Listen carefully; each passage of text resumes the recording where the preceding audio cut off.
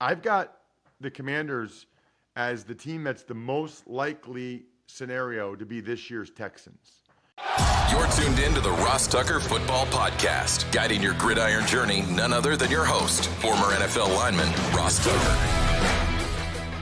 Oh, yeah, it is.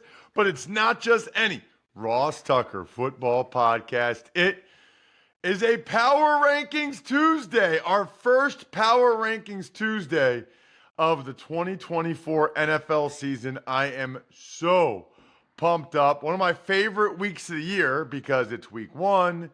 It's our first week going back to being daily. 5 days a week, you will get a show from us that you can listen to or watch. YouTube.com/Ross Tucker NFL. Wednesday will always be the surprise guest and whatever's going on in the NFL, the Tux Takes. Thursday will always be the civilian GOAT, Greg Cosell. Friday will be my picks. Mondays will be Tux Takeaways from the Sunday that was. And then we'll be right back to a Power Rankings Tuesday. You know who ranks high in my Power Rankings? Those of you that spread the word via social media in any way. Those of you that take advantage of any of our sponsors. So many amazing sponsors. I got another email from somebody that used the Game Time app, which I love. I'm still waiting for people. I got a text message from someone that used the Future Fans code, which is great. Looking for emails from people that are at least, going to the West Shore Home site and getting that free estimate. Why wouldn't you? Shout out to Patrick Core, the patron of the day. And yes, today is the first official show for Even Money with us placing our bets for week one, the NFL. You're going to want to go ahead and listen to that or watch youtube.com/Ross Tucker NFL. I'm at Ross Tucker NFL on social. We're at Ross Tucker Pod. A couple of you pointed out on YouTube that yesterday's show with my predictions was a little bit outdated. Yeah, we told you that. I told you that. I said this is from a live show we did in August.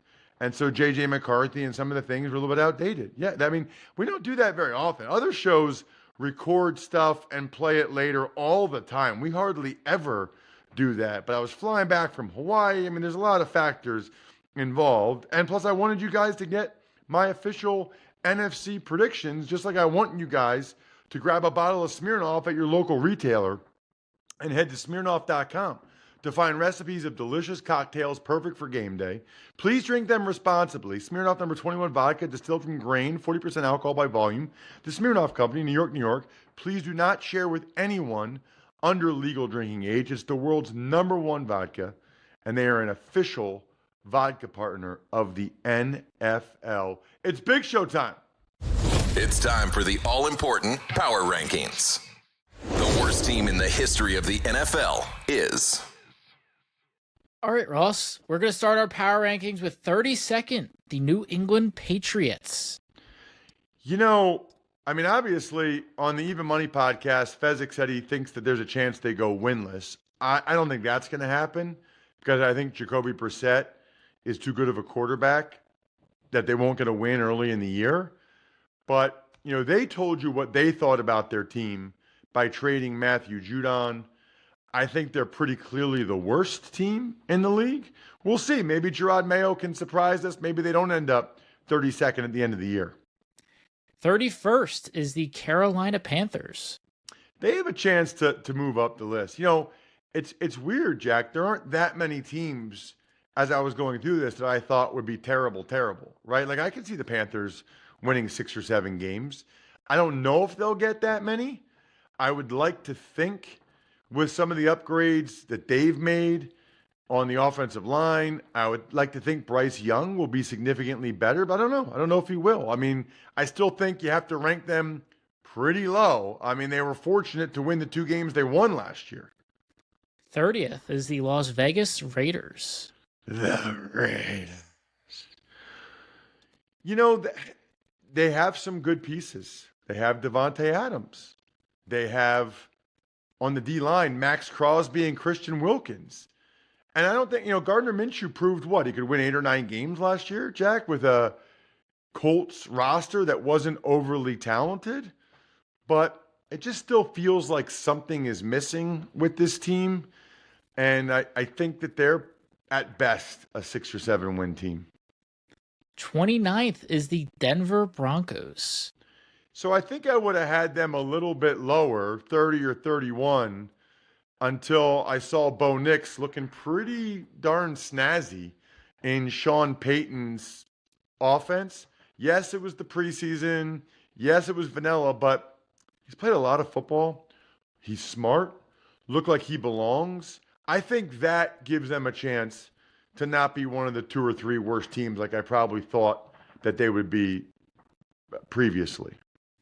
28th is the New York Giants. The G-Men. You know, I think they're the worst team in the division. Maybe they'll be better than the Commanders. We'll see. You just look at their skill position players. It's very uninspiring. They need Malik Neighbors to be one of the best receivers in the league immediately. Let's hope their offensive line would be better. It would be hard for them to be much worse than they were a year ago. I do think their D-line with Dexter Lawrence, Thibodeau, and Brian Byrne, that gives them a chance, but they got to have leads. You know, like they can't be falling behind in games so teams can run right at them. They got to have leads that those guys can tee off on opposing quarterbacks. 27th is the Tennessee Titans. So I like what the Titans did this year. I wonder how much of this was because they wanted to see what they had in Will Levis. So bringing in guys like Calvin Ridley and Tyler Boyd and drafting a left tackle and J.C. Latham. And how much of it is Rand Carthon realizes, okay, it's year 2 for me. We got rid of the head coach. If things are really ugly again this year, it might be me. I might be out. So I better spend some of this money before I'm out of here, because he spent a lot of dough, I would say, for a team that's still not projected to be very good. 26th is the Arizona Cardinals. So I think you know this, Jack. I don't know if the rest of the listeners do. I got more NFL games this year for CBS. I'm on the 6th crew with Tom McCarthy and Jay Feely. That includes being in the booth for the Buffalo Bills home opener on Sunday. They host the Arizona Cardinals. And by the way, I think I posted this to social. I'll do it again. I will be doing a watch party at Danny's in Orchard Park for Labatt Blue Light from 7 to 9:30 on Thursday for that Ravens-Chiefs game. So anybody even in the vicinity of Western New York, I'd love to meet you guys in person, take a picture, watch some of the Chiefs-Ravens with you. I think the Cardinals will be improved. The question is, how improved? They got a lot of the same guys they had last year. I think what they're hoping is that Marvin Harrison Jr. and having a healthy Kyler Murray, who now has some games in the system under their belt, that will be their biggest reason for improvement going into this year. I think they will. I think they'll win a couple more games than they did last year. 25th is the New Orleans Saints. What are you thinking there? So the main concern is primarily just the offensive line for me down there right now, and the potential that if they get off to a slow start, I mean, Dennis Allen knows that he probably needs to make the playoffs this year, right? So if they get off to a slow start, he's got to think, I either got to keep battling to make the playoffs, or maybe I put in Spencer Rattler and kind of prove I've got a young quarterback that can win games moving forward. That'll be interesting. They still have a lot of good veteran players, the Lattimores, the Demario Davis, the Cam Jordans, but it doesn't feel like enough. 24th is the Minnesota Vikings. The Minnesota Vikings. So for me, I can't do it with Sam Darnold, and I'm not saying he was in a great situation with the Jets or the Panthers or whatever, but especially in that division, I think the Vikings are the worst team in that division. And I think he's had a lot of opportunities to prove himself. I think he's a 500 quarterback at best, and I'm not sure the Vikings get there. 23rd is the Seattle Seahawks. So the issues there for me right now are really O-line, D-line, I would say, as much as anything else for Seattle. O-line, D-line are the concerns I have, not good position groups to have concerns, right? If those guys are just average, then they got enough skill guys, they got enough guys in the secondary that they could be frisky. 22nd is the Indianapolis Colts. So they're one of the teams I think has the potential to really move up. I got a lot of respect for their head coach in Shane Steichen. And they had a solid year last year, even with Gardner Minshew. The question really is Anthony Richardson. He didn't get a lot of experience last year. So how many mistakes is he going to make early in this year? How much of an up and down season is it for Richardson? We've got the Washington Commanders coming in at 21st. That's probably higher than a lot of other people, but that's how I feel about Jaden Daniels and Dan Quinn to a lesser extent. I'm actually going to write this in my column for the 33rd team. Jack, I write a column for the 33rd team, I don't know, 2 or 3 times a month, just because I like writing. I think the only time I feel like I'm using my Princeton, if that makes sense. And so I've got the Commanders as the team that's the most likely scenario to be this year's Texans. I don't think they will be. I think it's really hard to do what the Texans did last year with a rookie quarterback, but they've got, Jaden Daniels. They've got the enthusiastic defensive-minded head coach like DeMeco Ryans with Dan Quinn. I think they've got a shot to potentially do something. I think they've got a chance to surprise people this year. I was surprised, by the way, when I got a text message, Jack, from a former college teammate who listens to the show who said, I just got Future Fans for my nephew, which is awesome. His nephew, I guess, is 6, which is the perfect strike zone. If you know anyone 4 to 8 with a hopeful future football fan in their life, this storybook-led activity box is the perfect gift. It's only $49.99. Do me a favor, just go to futurefans.com. Just see what it looks like. I think you'll be blown away if you just see how cool it is. We are looking for ways to spend more time with our kids. If your kids don't sit there and watch the games with you, you got to give this a shot. Future Fans is genius. Go to futurefans.com to learn more. Use the code Ross and unlock a lifetime of memories with a kid in your life starting now. You get 10% off if you use that code Ross. It's week 1. There's really no time to waste at this point. And the goal, right, is that your child, son, daughter, whatever, will like it enough that they'll start to say, Daddy, Mommy, can you please take me to a game? At which point you will say, heck yeah, I'll take you to a game. In fact, I'll get the tickets on the Game Time app because that's how you take the guesswork out. Hopefully you guys saw my Instagram reel from Hawaii about Game Time. Download the Game Time app, create an account, use code Ross for $20 off your first purchase. You guys know my favorite thing is to get on my phone and to look at the game I'm going to be at or any other game like in the area and see how much the tickets are, right? Like I'm so curious. Buffalo Bills, $135, man. $135 right now is the get-in price. But that's all in pricing. That's with the lowest price guarantee, and you get the seat view. Terms apply. So again, create an account, redeem code ROSS for $20 off. Download Game Time today. What time is it? Game time. I like that they added that. I didn't know they added that. That is awesome. Speaking of awesome, Labatt Blue Light. This is all coming together. You teach your kid Future Fans. Then you get the tickets on Game Time app. Then you and your 6-year-old, no, I can't. I can't even say that. Totally joking. Drink some Labatt Blue Lights with your over 21-year-old friends and family, and live life to the power of we. Always enjoy responsibly. Beer, Labatt USA, Buffalo, New York. All right, 20th, we've got the Tampa Bay Buccaneers. Probably a little bit low in some people's mind. I know they won the division last year. I think it was a weak division. I think the loss of Canales as the OC will hurt. I still think they're the second best team in that division. and that they'll get around 8 wins again, something like that. I mean, there's a lot of teams that feel like they're 8 or 9 win teams to me in this next 10. I almost could say, Jack.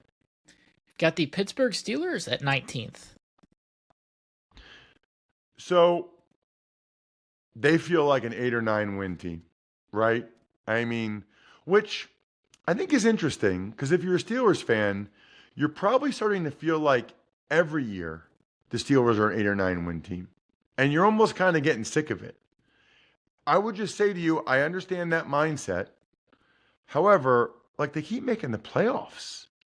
And I don't know, they win 10 games last year with Kenny Pickett and Mason Rudolph and make the playoffs. It's pretty impressive, actually, what they've been able to do with their quarterbacks.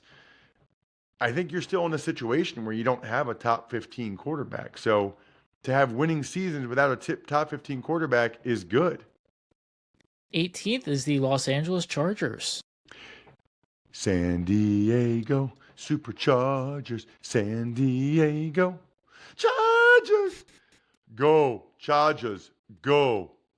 So I'm giving them a little bit of benefit of the doubt. They have some really talented guys. Harbaugh's track record is pretty darn good. So is Greg Roman. As long as Herbert's healthy and they got a pretty good O-line, I think they get to 9 wins.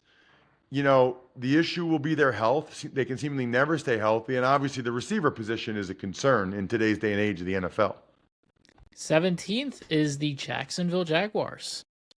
So they're another team that's tough to figure out. I think they started out last year 8-3 and then didn't make the playoffs. I mean, how does that happen? That's not good at all. They keep spending money. I mean, they paid Josh, I think it's Joshua Allen Hines now, maybe.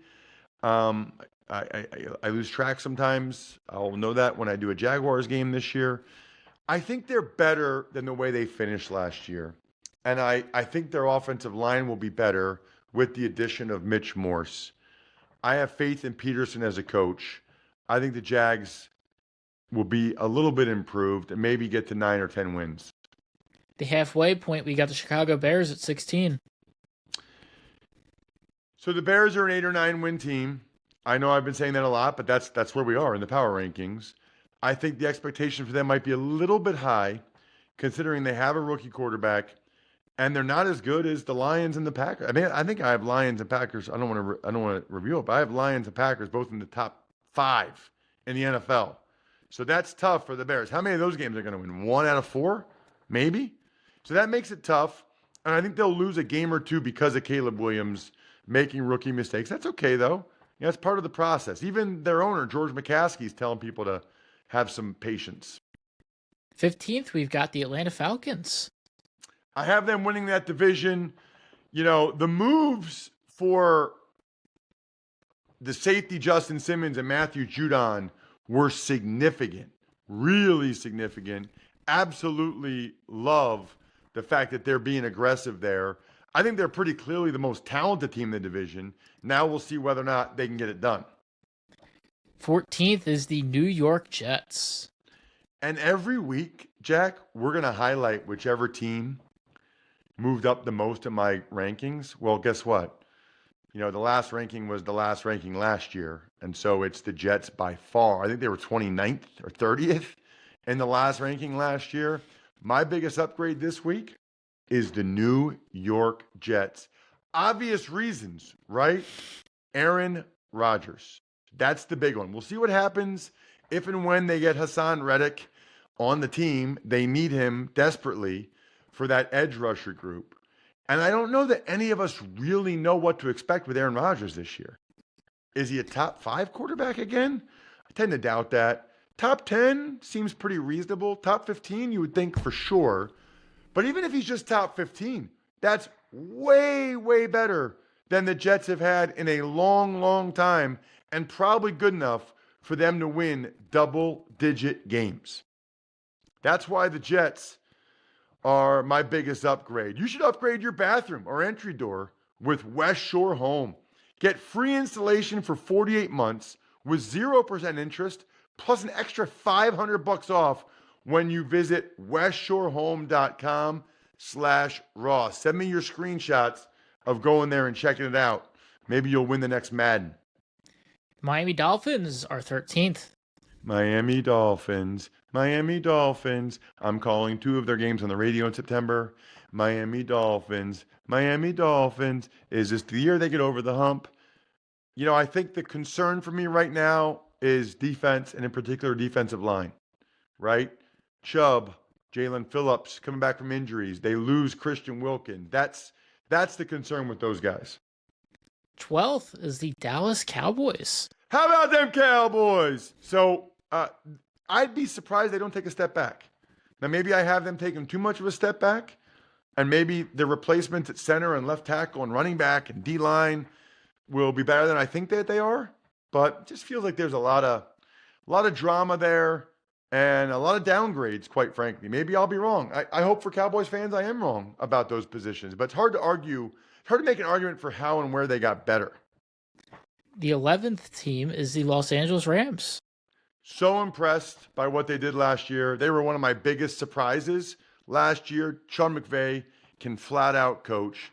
I don't think they'll be as much of a surprise this year. I think people know that they're good. They kind of doubled down on the O-line. They've been a little bit beat up, though, in camps. That's something to watch early in the season. We enter the top 10 with the Cleveland Browns claiming the 10th spot. Really hard team to place. You know, if you tell me Deshaun Watson is a top 10 or top 15 quarterback, they're probably a top 6 team. But he hasn't shown that in a while.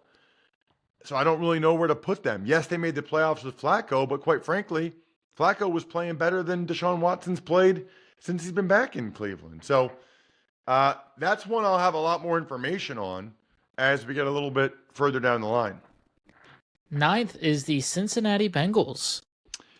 So we'll see what happens with Jamar Chase, still not practicing. And the Bengals are they're not the type to really budge a lot in these situations. So this will be fascinating. You would think, though, like they're at the stage, like Mike Brown is not a young guy anymore. You'd think he'd be at the stage where he wants to try to win a Super Bowl once. And they're going to sign Jamar Chase, right? Like you have to. So do it now. 8th, Houston Texans. So the Texans, it would not shock me if they made the Super Bowl. It would not.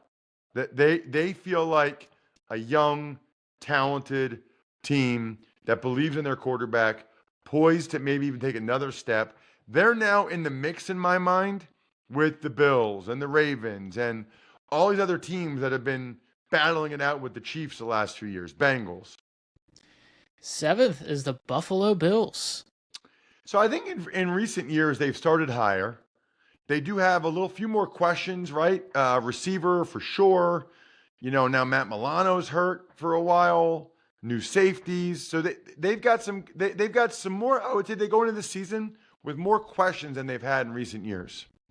6th is the Baltimore Ravens. How about the fact that Thursday night, it's my number 6 team against my number 1 team, and Friday night, it's my number 5 team against my number 4 team. I mean, that's pretty awesome. Ravens, biggest concern to me right now is probably the O-line. You know, losing 3 veteran starters on the offensive line. We'll see if these other guys can step up. 5th is the Packers. They're so good. I mean, they're good. They're talented. I would say my biggest question there is probably Jeff Hafley, the new D coordinator who came over from Boston College where he was the head coach. I'm curious to see what Hafley can do with the Packers on that side of the ball. They've always had more talent than production there. 4th is the Philadelphia Eagles. E-A-G-L-E-S, Eagles! So, still have a very good roster. You know, ironically, I would say my biggest question marks for them, O-line and D-line. Jack, when's the last time we said that about the Eagles? O-line and D-line. It's O-line depth and the starting right guard.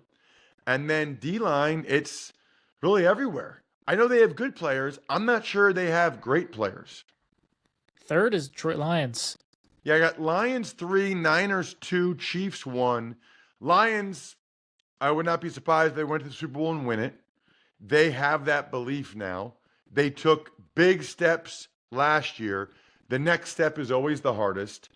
The Niners still have their issue with Trent Williams, and You know, for the Niners and Chiefs, they're in the same boat where I got to put them 1-2, but they played a lot of playoff football in recent years. And you just wonder how they're going to hold up physically with all of these extra games. But I think they've pretty much earned the right to be the top 2 in my power rankings. I think we're done here. Thanks for tuning in to the Ross Tucker Football Podcast. Make sure to also check out Even Money, Fantasy Feast, and College Draft, all on the DraftKings Network, YouTube, or subscribe to the podcast on your favorite platform. Shout out Pizza Boy Brewing. Shouting them out first because Monday I am doing a Ross Tucker trivia night there, which will be epic. Anybody in the Central PA, I'm expecting you to be Pizza Boy Brewing 6 to 8 p.m. Monday for Ross Tucker trivia. I will absolutely stick around after that to watch some of that Jets-Niners game with you guys. Sporticulture, humanheadnyc.com, backofficeschedule.com. And the best gift I've ever seen, it's an automatic autograph. If any of you get this for anybody in your life, my front page story.